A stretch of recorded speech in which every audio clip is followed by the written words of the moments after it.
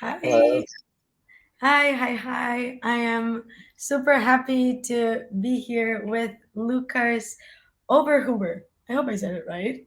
You did well. And yeah, we've been chatting a little bit before this talk started, and I can tell you this is going to be super interesting to hear from Lucas. I don't want to do any spoilers, so let the show begin. Good luck. Thank you. So look, I'm here to talk about why is your automated CI/CD pipeline so slow?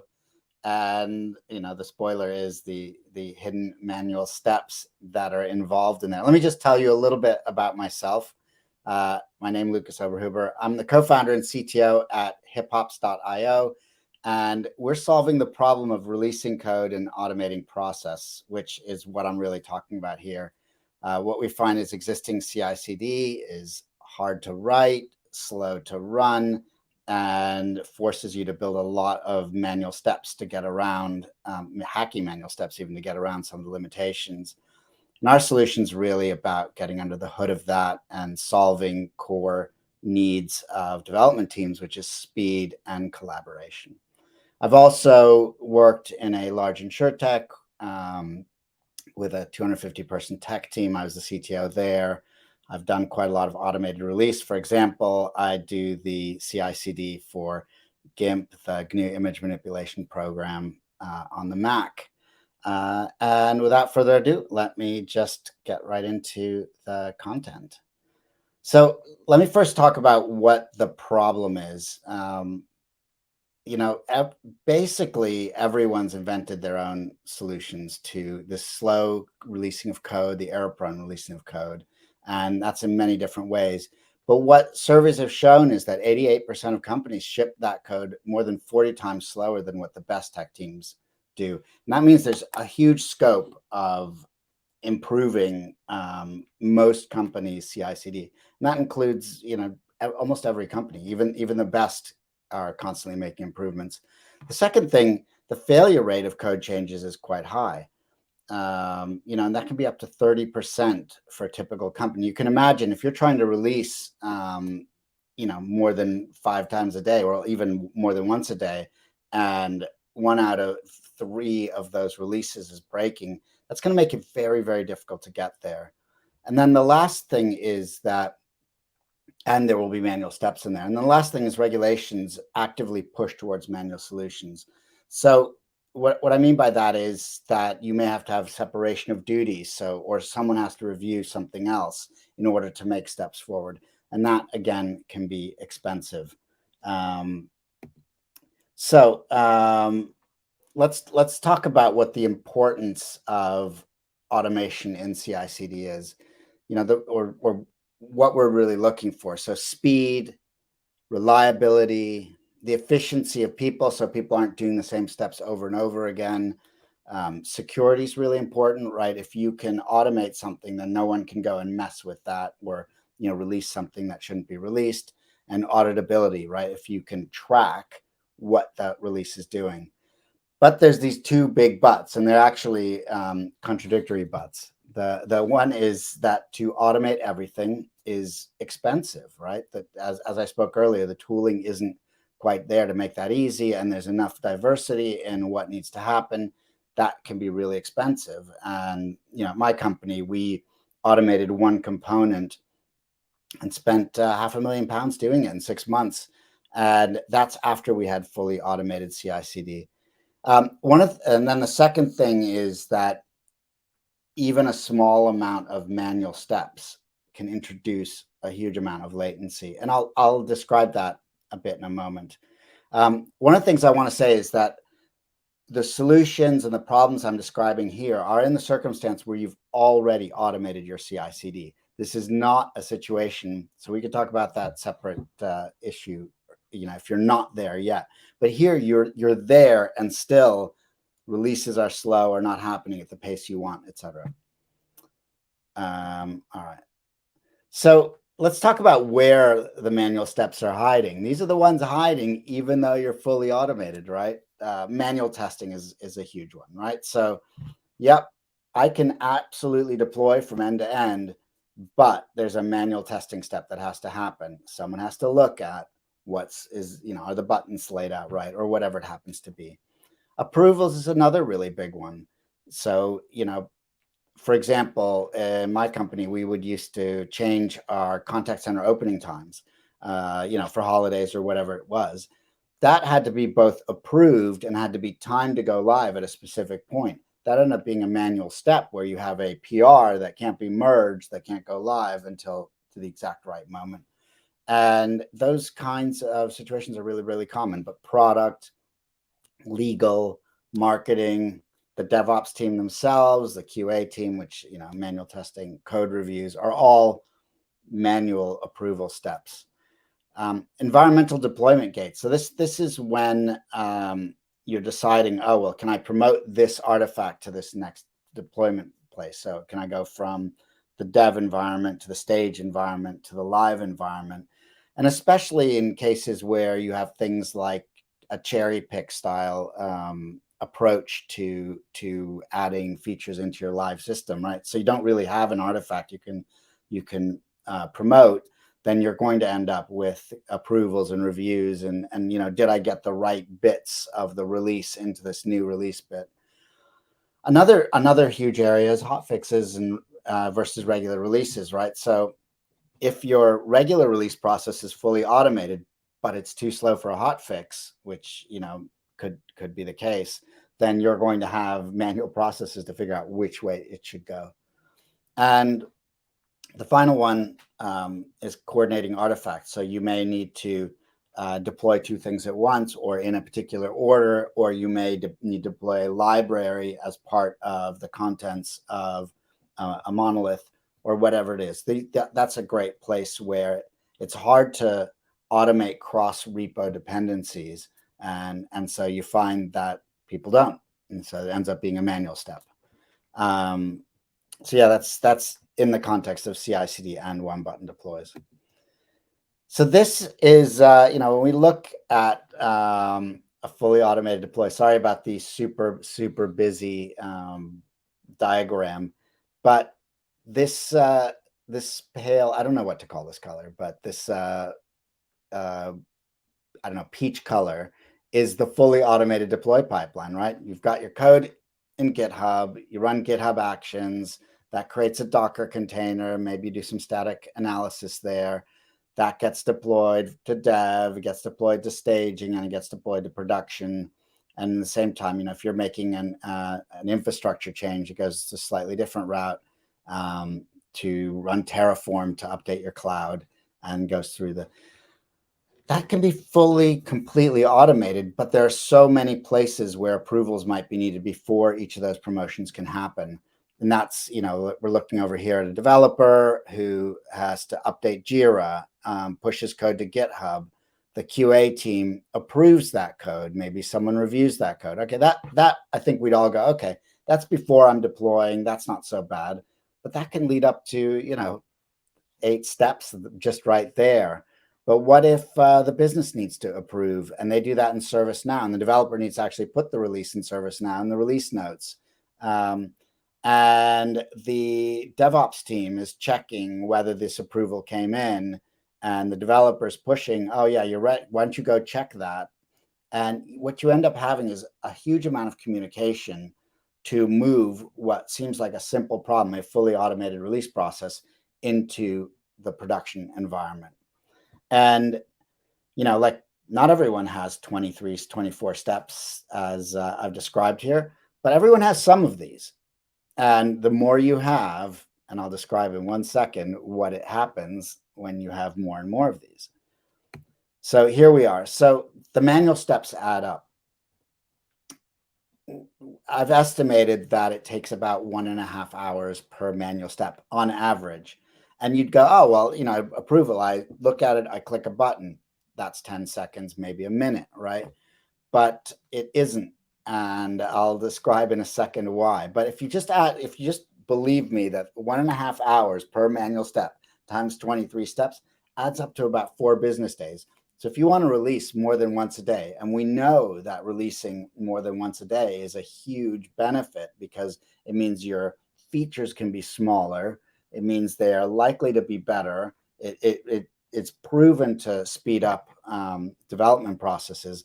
4 business days of latency means that you'll have, well, let's say you're releasing, as we were releasing about 10 times a day, you'll have 40 releases piled on top of each other trying to go live. That's not possible, right? That the amount of conflict that you'll be getting into will be ridiculous, right? Especially if none of them are live at that stage, right? So that's the problem. Let me describe why the 1.5 hours isn't, me making something really stupid up, because you might be thinking it is, unless you're experiencing it and you're going, yeah, that might be why. So these are my silly top 10 ways manual steps are slow. The first one, didn't see the email, so didn't do anything about it, right? And then someone has to chase them. On vacation, what if the one person that has to approve the marketing information is on vacation? And then you have to find the right person. In a meeting, that's really common, right? The people that need to approve things are senior, and maybe they have too many meetings, and they just have 5 minutes between meetings to either go on a comfort break or approve your PR. Need to update a different repo. I was talking about this before a bit, but I've got the artifact, I want to release it, but actually I have to create a PR in another place. So now there's a step between that. And so this thing, even though I can update this time 10 times a day, I still have to also update this thing over here 10 times a day. So now I've got 20 things to do. Forgot, right? The Slack message came up. I looked over. Oh, yeah, I'll do that in a second. Let me just finish this email. Oh, the Slack's now in red. I didn't do it. Word forgot to ask someone to do it. Too busy. The Slack message actually got lost. It went into the wrong place. A really big one, didn't know the process, right? If you're asking for approvals from people who don't normally do it, what's the process? How do I say yes? What should I be looking for? Flaky tests, number 9, is a huge one, right? As soon as a test breaks, if that halts your deploy process, someone's got to step in and figure out what to do. Was it okay? Was it a real test? Was it not a real test? What's going on here? And in fact, having a test fail in your automated deploy pipeline is a really bad place to have it. And I will talk about that in a minute. And then other teams aren't ready. So those are some of the ways this can all go wrong. Yeah. So enough about the problem and why everything's so terrible. Let's talk about some strategies where you can actually get to a place where your release pipeline is more efficient. I'm absolutely not advocating getting rid of all manual steps. I don't think it's possible. I think manual steps are a part of it. And in fact, one of the things that makes us feel bad as platformers when we're wearing that hat is not being able to get rid of the manual steps. That's why they're hidden, because people pretend like they don't exist, because who wants to feel bad about your release process? But the reality is that illusion of completely all the way through is a utopia that no one has. So the real issue is, how do you make the release process as efficient as possible? And I just want to say, there's no need to boil the ocean. There's no need to do everything. You can focus on a reward versus cost benefit approach, and take it one step at a time. So yeah, use these strategies in part or in whole. Fixing everything will always be expensive. Yeah, there's just no point in doing that. So the first one, I spoke about it a little bit, but automated testing. Keeping it really, really simple. Test coverage in your CI/CD pipeline that allows releasing with confidence many times a day is the single most powerful strategy you can have. And what I mean by that is, your team, and I mean team in the broadest possible sense, everyone who feels like they need to care about this, if they go, your test coverage proves to me the release is solid and can go live, that eliminates a whole class of approval process. And so the question is, how can you get that out of your go live pipeline, the approvals, the testing, and get the approvals into the off that release pipeline process? And then during the release process, there is no manual step going, is this release good to go? But the types of tests you can have: unit tests, integration tests, end-to-end tests, and UAT tests. But I'm gonna dive into the staging and live tests. The first thing is, 10, 15 years ago, I was hearing a lot from people saying we can't afford to automate all the tests, and that manual test is better. It's too expensive, and then you're going to need to do manual tests anyway.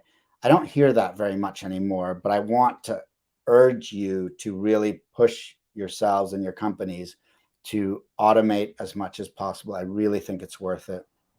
And that also means changing your code to support automated testing. If you need to put tags on your UI elements so that Selenium can run the tests, do it. It's worth it. It saves enormous amounts of pain, especially if you're releasing more than once a day, right? You just can't afford, if your release process, your slot is an hour long, you cannot afford to have a manual step in there, not during that bit, right? But let me talk about staging and live tests a little bit further. So I was talking about, like, people have confidence in the release process. This is really about those tests on staging and live. One of the mistakes that people make when they go to automate is to say, okay, this needs to be perfect. Everything we do in this automation needs to be perfect. There can be no problems there. And then the bar gets too high. I can't create perfect tests that test absolutely everything. What your bar really should be is, I am going to automate the testing that the QA product or whatever team would have done. And now remember, they have limited time. They couldn't have tested absolutely everything. They will have done, a bit of exploratory testing, a bit of this, a bit of that. And that's what you should automate. No more, no less, right? So you then have a communications issue, right? You have to convince people that you're not creating something that's worse than what they have today, but you're not creating something that's infinitely better. But remember, the product would have gone live with the manual tests and no other tests. So that's what you automate. This is a really, really important point. It took me a long time to get my head around it. And when I finally landed, I'm like, oh my God, we're trying to create this beautiful, impressive, like completely perfect automated test suite, but that's not what's needed. That's better than what we have today. Let's at least start with what we have today. And then you get that agreement, right? If it's automated, it's enough. And you get that agreement across your company. So yeah, that's one of the key strategies for really speeding up your release process. So moving on to another strategy, can you maybe automate some of these approvals, right? So, okay, we still need an approval. How can we automate that approval? And some of the areas: code reviews, quality checks, security checks, compliance checks. And compliance being separate from security, it could be some regulatory thing. Environment, promotion, and marketing are some of the really common areas, right? You don't want to release a new feature before marketing's had a chance to send it out to the beta users, right? That would be terrible. But let's talk about a few of the strategies here. So, and they're kind of in in order of difficulty, but use automation to deploy low risk changes. Excuse me. Dependabot is a really good example of this, right? Dependabot can auto upgrade your dependencies in your repos, and then it can do that automatically if the tests pass. Now, obviously, if you don't have tests that you're confident in, this doesn't work. But if you do, then those just flow through. You never have to touch them, and you just get that auto updating in the background. And by the way, whether maybe you think that's a trivial point, but what ends up happening is, if you're not updating your dependencies in the background, what ends up happening is you have some very old dependencies, some other dependency gets changed that you now need to upgrade to do something, and suddenly your whole app stops working. And that can be really, really difficult to deal with. So having outdated dependencies is both a security risk, but even if it's not a security risk, it can end up being a compatibility hell problem where you're suddenly like, oh, this new thing I need to upgrade doesn't work with that old thing I never touched. Okay, moving on. Use automation to detect and auto approve low risk changes. So here, what you can do is something like using machine learning approach to to classify your changes. So maintenance versus new versus small versus large. This is something we do in hip hops automatically, right? And then there's two things that you get out of that. One is that classification is not subjective, so it's not people choosing what it is, which can then make the automation of that much more how should I say acceptable from a risk point of view. But it's a bit of work, right? Getting your ML change classification set up isn't trivial. But you could also do it as a heuristic, right? Which is much easier. So you go, okay, if this PR only has documentation changes, we automatically approve it and off it goes, right? And it turns out there's quite a lot of changes of these natures. So you can take a lot of sort of burden off people's hands. And another good way to look at this is to go, okay, let's look at what we actually released and say, how could we classify that? Is there an easy way to do it, right? Often it's better to make it a little bit better rather than try to solve the whole problem at once. Oh, yeah, just documentation changes. That looks like it's 5% of our changes, but it'll take us, an hour to let those go through automatically. That's worth it, right?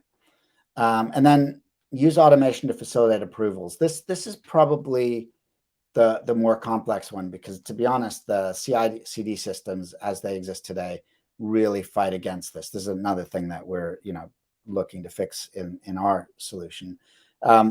They fight against it, but you could ask for an approval request in Slack, send preview links, etc., and then not have to chase people, not have to that could speed things up dramatically. All right, keep moving. Let's look at deployments. So in the automating deployment space, you already have CI/CD, right? What can you do beyond that? And so the first one is deploy queues rather than press a button. So what happens in a lot of these cases is that you press a button to release, and press a button could be merge the PR. But one of the challenges you'll have is if two PRs get merged close to each other, then maybe something fails or the deploy fails or something happens or the deploy gets stopped and a new deploy happens. But what you can actually do is you can put in place a deploy queue, which is that you declare something ready to go and then it gets deployed on a schedule. And that can be really powerful. And it means that you'll have less merge conflicts and less issues of that nature. The other thing is, you could have deploys happen on a schedule and anyone can merge in and then the deploy happens. But now you have a less granular deploy situation, right? You have components that are getting merged together. Another auto promotion from one environment to another, given criteria are met. The criteria are typically the test pass, right? So I've deployed to staging. I've run all my staging tests.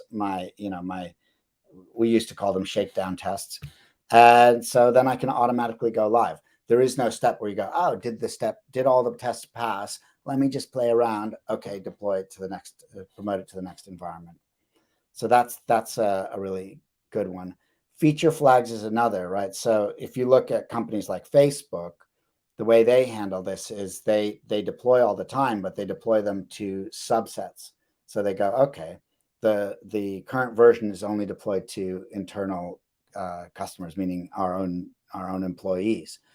And then it checks for a while and sees that all the metrics are working, and then it can go to the next step. And so that deployment process just happens automatically, right? So that's quite a good one. And then the final one, you can PR or merge in one repo. It's quite common that you have to then manually go into the next repo, but basically you can trigger that action in other repos. So I've created a new library and I want to deploy it in my monolith, for example. This is the way we're doing at Simply Business where I worked. That process, automating that process is really powerful because there's a lot of steps between that library being incorporated in this other one. Typically, you have to upgrade the version number in your monolith and then incorporate it in. But that's tricky. That step is not easy, right? And that's the one I talked about. It took us a long time to do that. But it's really critical that you take away the biggest things that get in the way of releasing. All right, so another strategy that you can do is slimming down the pipeline. So ask yourself some questions. Do I really need a staging environment before the live environment, right? Especially if I'm using green blue deploys, you might just go straight to the live environment on the non-live version and test on there. Now, there are issues there, right? If you're doing migrations, if you're using various things in any particular way, you got to be careful, right? Because your migration might get deployed before you want it to go live. But maybe you don't need a staging environment, right? We found that we actually started running to the staging environment and to the live environment in parallel. And then once the staging environment had passed and the live environment had passed, then we went live because the builds were slow. So anyways, if you can eliminate a step in your pipeline, you will save yourself a lot of time. The next one, faster builds versus cost of build. The best way to think of this is, can I speed up my build? That's often much more valuable than is it more expensive to speed up my build, right? Like, do I have more servers running it? And, this is like parallelizing your tests, for example, is one of those steps. Because often it can be really hard to decide which tests don't I need anymore. And I'm talking about it in the next point as well. But decide on that. And also heavy Docker images can, really slow things down, right? If you've got a 2-3 gigabyte image because you've incorporated a lot into it, that can really slow your deploy process down. So how can you slim down that side? And yeah, it's really a trade-off between, the cost, the speed, etc. The next one that I've seen a lot is that running the same tests over and over. And this is in part, especially if you're coming from the outside in and, you're doing a black box testing, that can make the same code get run over and over and really slow things down. But also, like, if you've run something on a branch and then you've merged it and you've run it there, maybe it not in a external version, you probably don't need to run it again while you're on staging. You don't need to run it again on live. So see how you can maybe reduce the repetitiveness of tests, because it can be really easy not to deal with that. And then the next one, eliminate flaky tests. Actually, this probably should have been the top one, to be honest, because flaky tests are one of the things that slows your deployment pipeline down the most. And there's a lot of different techniques there. But the first one is, if your test is flaky, it's not doing the job you think it's doing. It is like, if every time that test fails, you have to go check, did it really fail? Did it not fail? It's not a test. Your best bet is actually to delete it because it is not giving you signal. Obviously, if you can fix it, make it reliable, make it not fail. But let's say you have, 10,000 tests, which is not unreasonable, right? And they fail even at a very, very low rate. It's quite likely that a test will fail. So the flakiest tests typically end up being the Selenium style tests, right? So that's just a really good place to spend your time.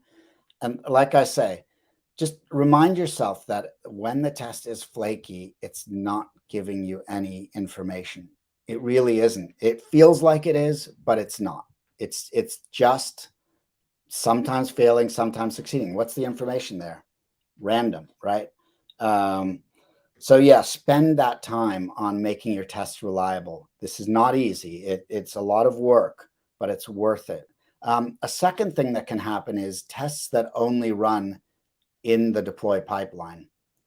Now, the reason these are bad, like if there's any way you can get that test to run earlier, while it's on a branch, that will save you huge amounts of time, because a test that runs only in the deploy pipeline will fail when you make an incorrect change to it or something changes. So basically, you get the failure at the costliest moment. It's in the middle of deployment, your whole pipeline freezes, stops, and someone has to figure out what's wrong. Everyone else who wants to deploy is waiting while you're fixing that flaky test. So if there's any way you can test that test, or that broken test in that case, before it gets onto the actual core live deploy pipeline, that's a huge, huge win. The next one, and maybe this isn't entirely slimming down the pipeline, but it's so critical that your devs who have made the releases own the results of deploys. For the same reason I was talking about the flaky tests, the halted pipelines are very expensive. And the key thing here is, most devs who are not the platform engineers, or who, the person who deployed the release will say, well, it wasn't my thing that broke it, especially if you have flaky tests. It wasn't my fault. Why do I have to bear the costs? And you kind of don't want that, tragedy of the commons, as they call it. You don't want everyone to be like, well, it's someone else's problem. It's someone else's problem. And one way to say is it's everyone's problem, right? Already all your releases are stopped, but one way to get a more robust pipeline is to stop everyone's work while it gets fixed, or various flavors of that. Like I say, it really depends on you, and it's a cultural issue whether you can really get there. But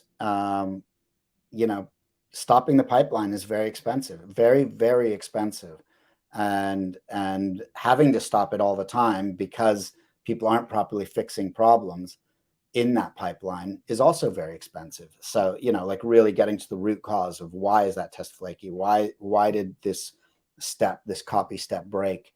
Another place, by the way, where deploy pipelines often break is third parties, right? So the third parties frequently have really poor staging environments on their own, like their sandbox environments just don't have the reliability of their production environments. And if you're testing it's a sandbox environment and it goes down, now your deployment is broken. So are there ways to not stop there? Maybe those are things that don't stop a deploy, but stop create a production incident. Obviously, if you're changing your code and it broke because of that, you instantly have a production incident, even though the staging environment was broken. So you got to be really careful about how you deal with third-party items. And now, if you're in a microservices environment, obviously, which most of us are to some degree, right, then that issue is still quite deep, right, which is, can I deploy this even though my integration with that broke? And then finally, roll forward and roll back ability. And this is a key one, but you do have to watch out for DB migrations or, background tasks. Sometimes it's impossible to have your whole environment be in blue, green, and some is in red, black, right? So you got something where you have to literally stop this, start that, and something else where you can just, move traffic over. And that can make it complicated. But again, if you can get that right, that gives you a real power tool to solve problems even once they've gone live, which some problems just can't be discovered before that. And so that's another way to slim down, some of the things you have to do in the pipeline. But you need to have plans for when to do that. So it's easy to have a rollback ability, but no one ever triggers it because they're like, let's just roll forward.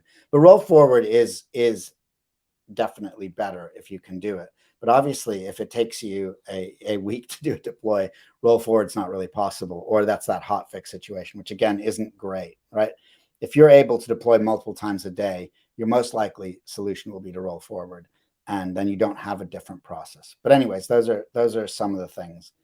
So that's some of the core points. I just wanted to say a few things in conclusion, then we can see if there are any questions. So first of all, Many manual steps are hiding in plain sight. And remember, manual steps are very expensive, but they're not going away. And they are critical in most of our pipelines. They're needed. They're not, we're just not able to wish away all manual steps. So then how can we automate that without boiling the ocean? What can we do given the tools we have today, not necessarily ripping everything out and starting over, but just how do we make these things better? So focus on testing, on approvals, deployments, slimmer pipelines. And just to say one other aspect, right? You can prioritize these by, what are the problems that are causing the most pain to the development team? Because your developers who are feeling this every day, using it every day, will know where the biggest issues are and will be able to tell you, or they're probably shouting at you if it's your responsibility to fix this stuff. And maybe it's their own responsibility and they're still shouting at each other and not fixing it. Whatever the situation is, you can prioritize, and that's one way to deal with that. So that's all I have for today. Thank you so much for listening, and it's been really exciting to speak to you all. And yeah, if there are any questions, fire away. Okay, so I want to say thank you again for a very interesting talk. I don't want to speak, in anybody, other people voice, but I will say that I do feel like it's a problem that maybe 90% of the DevOps people face, because especially I got connected with like the approvals, which is something that we have a lot in our systems, and it caused a lot of issues around wanting to automate this part. So it was very interesting to hear your take on it. Until we get more questions from the audience, I do want to ask something myself, if I may use Of that course. time. So I wanted to ask about getting buy-in from the developers. So let's say that you talk about those flaky tests or different things that maybe it will require the developers to change things in their systems or in their services. So how do you do that? How do you get like developers buy-in? I think the core thing you have to start with is recognizing that everyone wants the same outcome, right? Everyone wants to get the code live in the most effective way possible. And I don't know, maybe I'm just speaking for myself, but I think as developers, we're lazy. And that's why we even do software development, because it can do things that, like you don't have to do by hand. That's why we try to automate everything, even if it's slower than actually doing it.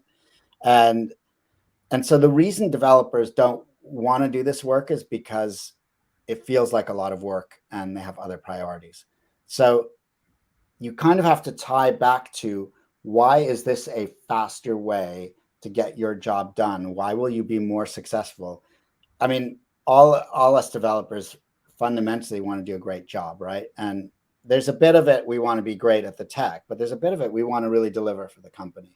And we all have pressure to create that next feature and get that next feature out. And so you have to tie the CI/CD and the automation to, how will this make us more successful? Right. And especially if you're looking at like flaky tests, it's very easy to pass the buck. But I think everyone will agree, if there were no flaky tests, it would be a much better place. So tap into Right. that, and then give people permission to fix it. I think it's not easy.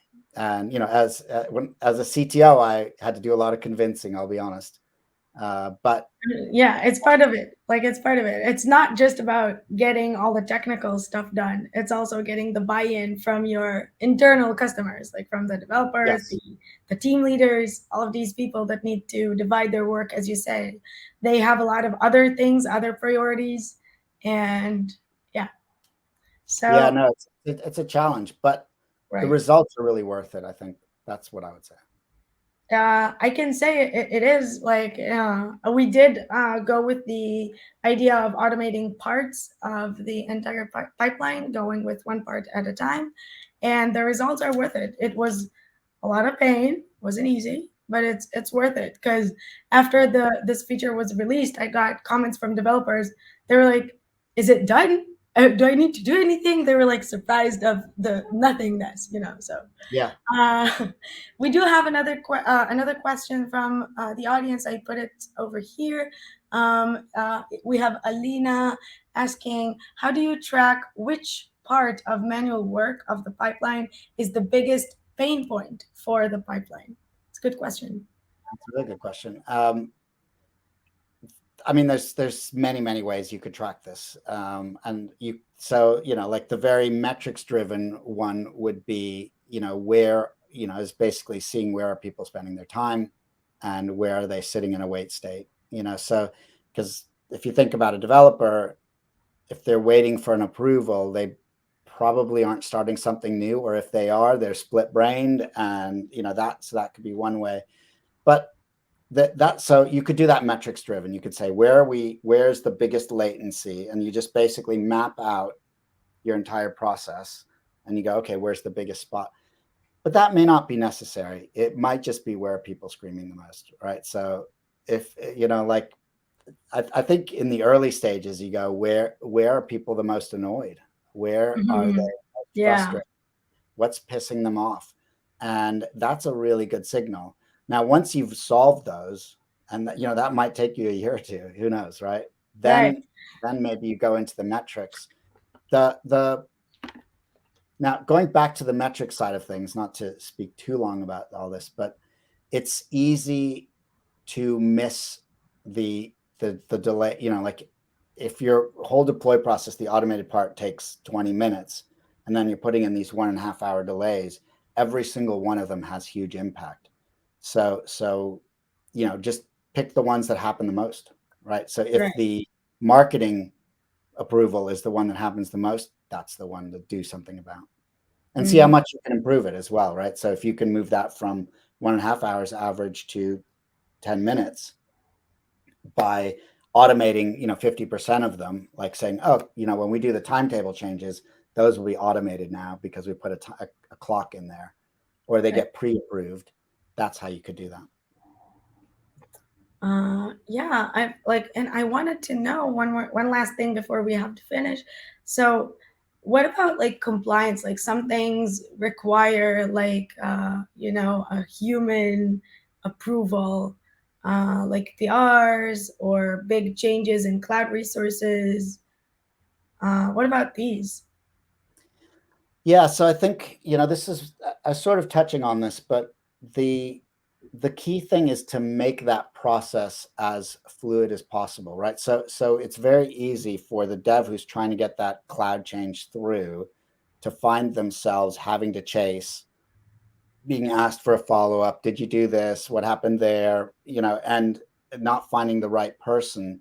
And if you can turn that process into something where there's automation support. So, for example, that when you make a cloud environment change, the DevOps team is automatically notified on Slack with Right. a link to the PR, with a link to the preview on the test environment, whatever it is, and the Yeah. explanation, and then they can in 5 minutes wrap that up without Mhm. a huge interruption. That can take a lot of the pain out of it without getting rid of the compliance aspect, right? Right. Yeah. So you're saying getting rid of the overhead and then minimizing the approval stage. That's a good idea. Yeah. Yeah, the think of it as anytime let's just use a tech thing, right? Anytime you go over the network, it's much slower than when you're doing running a piece of code on your system, Right. right? And so Right. think of every one of these manual steps as a network hop instead of a local execution, right? And they're thousands and thousands of times slower. So Right. that's the best way to think of it, right? Which is same in Yeah. agile. It's an agile thing, right? Collaborative team. Everything Yeah. is close together. But yeah, the regulatory is really critical. I don't know how Yeah. much time we have left. I think we're really close. We're really close to the end, so now it's a good time to play the thank you video. So I'll say thank you, the audience, for being here. Thank you for giving us a great talk, So take and care. bye. Bye.